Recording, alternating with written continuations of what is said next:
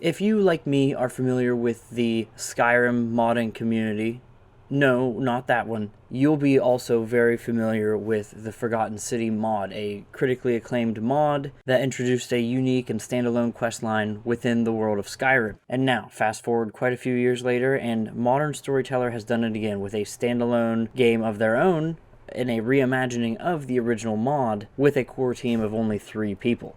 Now, before I do jump into my review, I do want to do a little housekeeping. In my playthrough, I finished all 4 of the endings of the game in just under 8 hours. And while this is a normally $25 game, or $24.99 if you will, it is at a 10% discount right now due to it being the launch week that ends August 4th, and I'm sure there will be plenty of other discounts of a similar size throughout the rest of the year during holiday sales as well. Now, without further ado, let's go ahead and hop straight into the review. And to start that off, I will give you a general basis for the story. You wake up not remembering where you've come from alongside a river. You've been pulled out by a woman named Karen after you learn, and you actually do get a Karen meme in there, so this game gets extra points for that off the bat if you so choose to say that. But you have the choice of 4 different character classes to choose from. I personally chose the soldier class, which means I actually get to start with a firearm. She's pretty much going to ask you to go check on a guy who just previously went into a forgotten ruin just up the stream from you a little bit, and she's worried as to what might have happened to him. So you go, of course, and you go in, you fall in, you can no longer get out.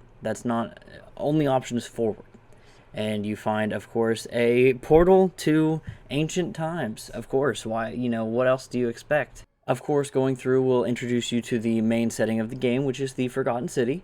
And there you will be introduced to the Golden Rule, which is pretty much the many shall suffer for the sins of the one. The idea is that a god, and you're not sure which at the beginning of the game, has set upon the town a curse or a law that makes it to where if anyone sins or breaks the law in some way, then everyone will die and be turned to gold, pretty much. Now, of course, anyone who has played the game, that is a mild generalization, and you'll know that certain things about that aren't entirely how they seem, but for the sake of what people know going into the game, that is correct. And I suppose with that being said, the first thing I actually want to talk about before the story points is the gameplay. And the name of the game is walking around the city, learning what's going to happen. You're introduced to a decent sized cast of characters, but not ever too many that you're not like, oh, who's this guy, As you're going around, you get to learn what the puzzle is. Sometimes your interactions with people are the puzzle. What can you say that's not going to piss someone off? You have to stop people from committing crimes,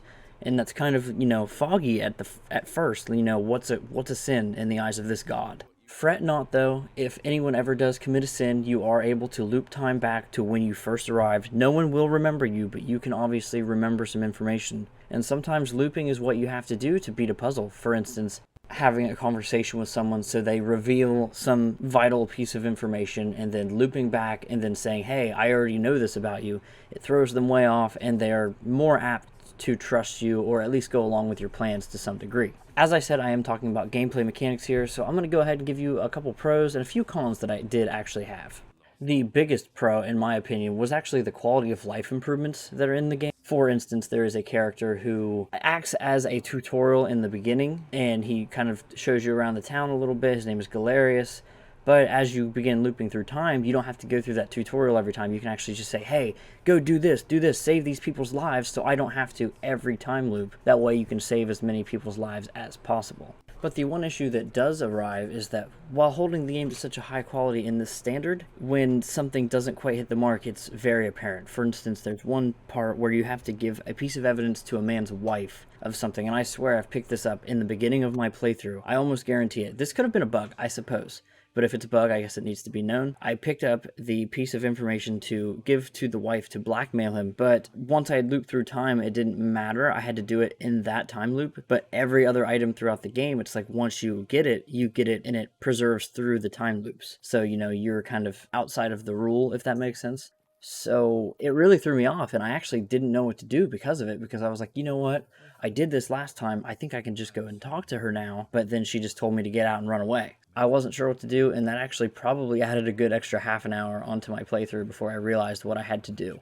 My only other thoughts about the gameplay as a whole is that with the golden bow that was shown in promotional stuff, I'm not going to count that as a spoiler, you can turn things to gold. Well, there is traversal along with that, and you can turn vines or moss into gold, basically, to traverse across, water or plenty of different environments. It's amazing. There's just not enough of it in the game. I think that a little more emphasis could have been on that to maybe find certain secrets or things like that. Even if it wasn't always apparent, it was really fun. My only other true issue with the gameplay as a whole is that while there are enemies in the game, golden statues that have slowly or started to come to life a little bit, they do come at you and will attack you. They feel stale. They're really the only enemy. You only have 2 ways to take them out. If you choose the soldier class, then you get the extra gun, but normally it's just the bow that you have. So I even had the extra variety if I wanted it, and it still felt very stale very quickly, although it was very atmospheric at first.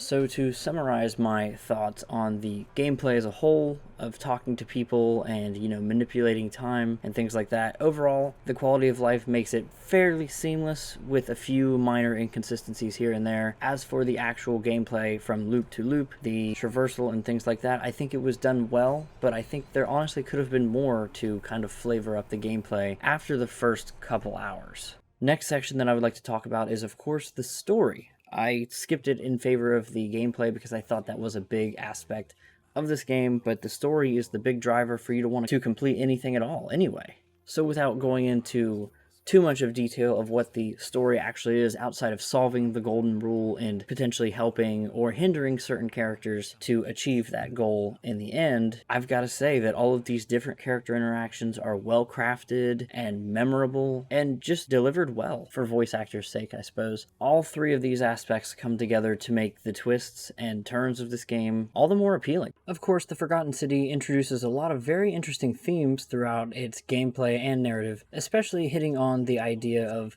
what is a sin, and more specifically, what do certain religions believe is a sin, and what does the hidden, mysterious God believe is a sin. It all poses interesting and nice thoughts throughout the gameplay that I think really heighten the experience, especially for a first-time playthrough where you don't really know entirely. But it's all done very tastefully well, especially another conversation with Sentius, one of the, I would say, the main non-playable character in the game. You're able to confront him and his ideologies of the past compared to that of a seemingly modern individual. For instance, you can condemn slavery as well as other things like that, and he'll hit you back with, they were prisoners of war who lost, but they were still bad people in his eyes, so he was putting them to work rather than killing them.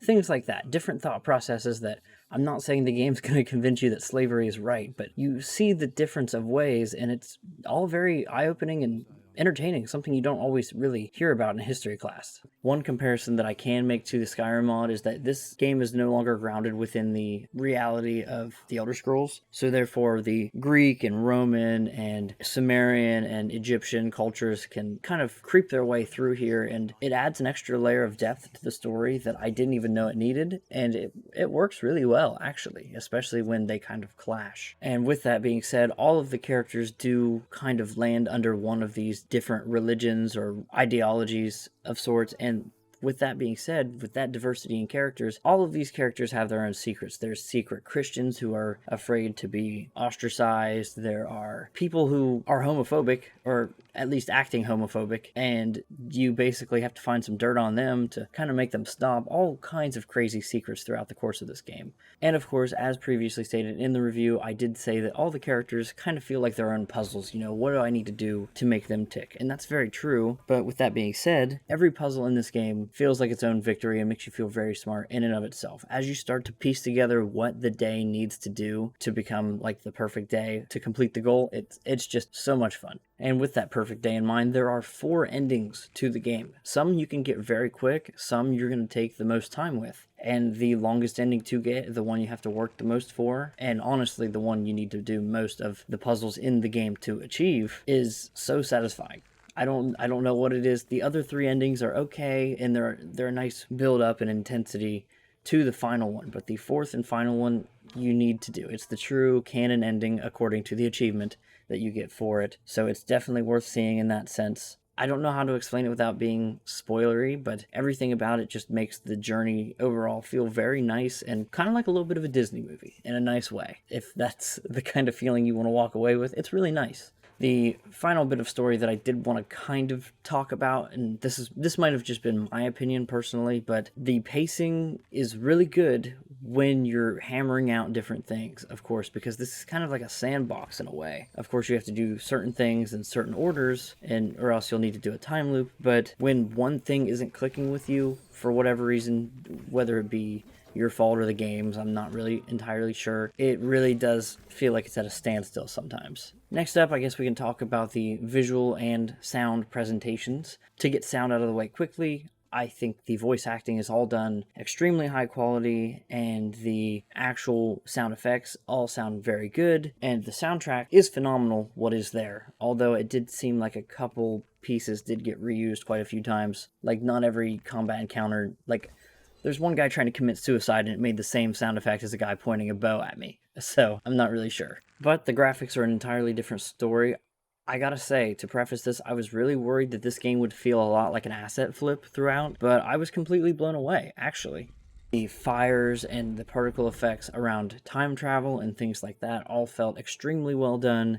The design choice that when the golden rule is broken, that the screen goes black and white except for the golden statues was phenomenally done, and it really adds to the atmosphere in that moment. The attention to detail with the lighting in the water and how it really looks like you're shining a flashlight into it if you do have the gun. That is a nice little added bonus as well. So something that not every playthrough I think gets to see, but you do for the one, and that's an insane attention to detail as far as I'm concerned. Only 1/4 of your player base is actually going to see that. The textures in general all do look very well done. Everything looks to be of high resolution and very high quality. Even getting up close, you can see that the quality is always present. Now, speaking of getting up close, talking to characters in this game makes it zoom in, like in Oblivion. You know what I'm talking about. That's no big deal, but the animations of the faces look a lot like an upgraded version of Oblivion as well. I don't know what it was, but it was off-putting from the first bit. I warmed up to it a bit. Let me say, the character models, the faces look great, but the way they move is just kind of inhuman and weird sometimes, but overall, it wasn't too detracting of the entire game. Now, to summarize my final thoughts on The Forgotten City, I think it is an incredible game with great writing and great delivery, as well as an insanely good visual presentation for what it is. I think there are a few hitches on each, such as inconsistent dialogue choices and item retention, as well as enemy staleness and NPC facial animations. But overall, I don't think they detract from the final product so much that it isn't worth the full price of the game. I think if you were to get The Forgotten City right now, while it is 10% off, or even in 3 days when it's not, I think it's an incredible game for the price. All 4 endings are definitely worth it, and I was motivated to see all 4 through. And to me, that playtime as well makes it well worth the price of admission. Of course, without a full spoil review, I cannot truly explain how everything just works the way it does. You know, I'm talking specifically about the satisfying ending, or some of the twists and turns that I've purposely avoided throughout this review. If you truly want to know what I mean, play the game for yourself. I do think it's a great game, and it's especially promising for a new developer. This is their first true individual standalone project, and I can't wait to see what they do next. This has been my review for The Forgotten City, and I tried to keep it as plain and simple as possible. Those were my gripes, and I obviously had plenty of glowing things to say about the game as well. Thank you for watching this video, and hope to see you in the next one. My name is Falling Hurts. Bye.